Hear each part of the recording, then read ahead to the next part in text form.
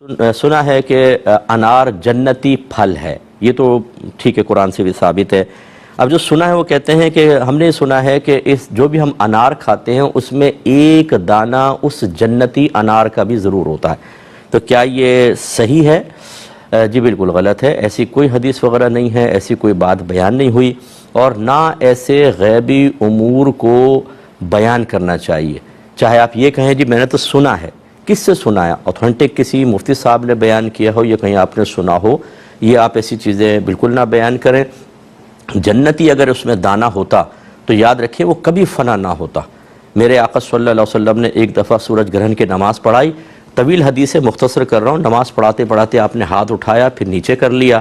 صحابہ کرام علیہم الرضوان نے بعد نماز عرض کی، یا رسول اللہ آج ہم نے نماز میں ایک الگ ادا کرتے ہوئے آپ کو دیکھا۔ سرکار نے فرمایا کہ میرے سامنے جنت لائی گئی، مجھے اس میں ایک گچھا نظر آیا، اب کون سے پھل کا تھا یہ اللہ واللہ عالم بالصواب، تو میں نے چاہا کہ اسے تمہارے لیے لے آؤں، پھر میں اس خیال سے باز آ گیا کہ اگر میں لے آیا تو تم کھاتے رہو گے، وہ کبھی ختم نہیں ہوگا، یعنی اس میں فنا نہیں ہے، جنتی نعمتوں میں فنا نہیں ہے۔ تو اگر انار میں ایک دانہ ایسا ہوتا جو جنتی ہے، وہ دانہ کبھی فنا نہ ہو، آپ کھا لیتے پھر بن جاتا، کھا لیتے پھر بن جاتا، اور یقیناً ایسا نہیں ہے، آپ ہزارہ انار پیٹ میں اتار کے ہضم بھی کر چکے ہیں، تو اس لیے یہ تو پریکٹیکلی طور پہ فزیکلی طور پر بھی غلط ثابت ہو گیا، تو اس لیے اس قسم کی باتوں کو ہرگز بیان نہ کیا جائے۔